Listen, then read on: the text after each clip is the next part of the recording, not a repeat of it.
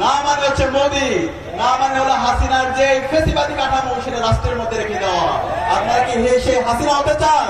তাহলে বলে দিন, কারণ আমরা হাসিনাকে যেভাবে ডিল করেছি, হাসিনাকে যেভাবে লাঠি দিয়ে ভারতে পাঠিয়ে দিছি, ঠিক সেভাবে আমরা আপনার সাথে ডিল করবো।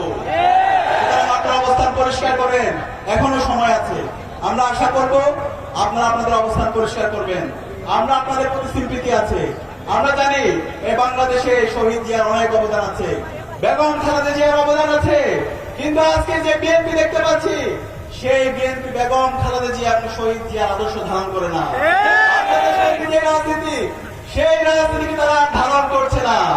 তারা সেই ফেসিবাদী যে কাঠামো, সেই চাঁদাবাজি, টেন্ডারবাজি, সন্ত্রাসের রাজনীতি আমরা দেখতে পাচ্ছি।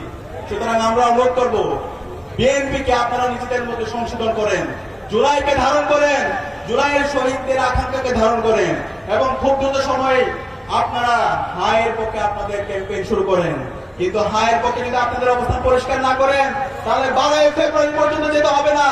তার আগে বাংলাদেশের মুক্তিকামী ছাত্র জনতা আপনাদের বিরুদ্ধে গণরায় দিয়ে দিবে। ইতিমধ্যে আপনাদের যে অবস্থান ছিল, আপনাদের ভুল রাজনীতির কারণে আপনাদের সেই অবস্থান নষ্ট হয়ে গেছে।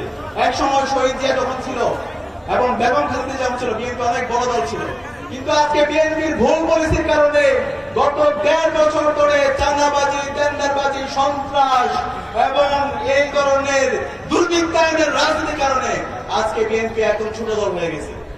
সুতরাং আপনারা যদি আবার আগের অবস্থায় নিজেদেরকে ফিরে নিতে চান, তাহলে আপনারা এখন সময় আছে, হায়ের পক্ষে আপনারা ক্যাম্পেইন শুরু করেন, তরুণ প্রজন্মকে ধারণ করেন, জুলাই বিপ্লবের আকাঙ্ক্ষাকে ধারণ করেন। বাংলাদেশের যে গণতান্ত্রিক ধারা অব্যাহত হয়েছে ছাত্র সংসদ নির্বাচনকে কেন্দ্র করে, সেই নির্বাচনগুলোর পথে আপনারা অন্তরায় হবেন না। আমরা অনুরোধ করব তারেক জিয়াকে, আপনি দ্রুত সময়ের মধ্যে আপনার এই রাজনৈতিক দলকে, আপনার দলের গুন্ডাদেরকে আপনি সামলান। আমরা গতকালকে দেখতে পেয়েছি, জুলাই বিপ্লব পরবর্তী আমাদের যে আকাঙ্ক্ষা ছিল, বাংলাদেশের নির্বাচন হবে ফ্রি, ফেয়ার, ক্রেডিবল এবং সহিংসতা মুক্ত, কিন্তু আমরা দেখতে পেয়েছি গতকালকে শেরপুরে বাংলাদেশ জামায়াত ইসলামের উপজেলা সেক্রেটারি রেজাউল করিম ভাইকে বিএনপি সন্ত্রাসীরা কমিয়ে হত্যা করেছে।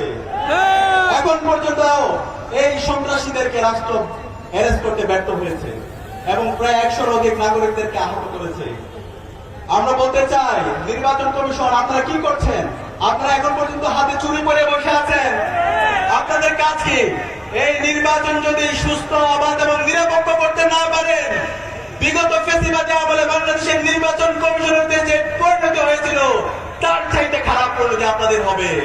আমরা সাবধান করছি, নির্বাচন কমিশনের কাজ হচ্ছে একটি সুস্থ এবং অবাধ ক্রেডিবল নির্বাচন আয়োজন করা। সুতরাং এই বিএনপি যে সন্ত্রাসীরা আমাদের রেজাউল ভাইকে হত্যা করেছে, এই সন্ত্রাসীদেরকে বিচারের আওতায় নিয়ে আসতে হবে এবং এই হত্যাটায় জনাব তারেক রহমান আপনাকেও নিতে হবে।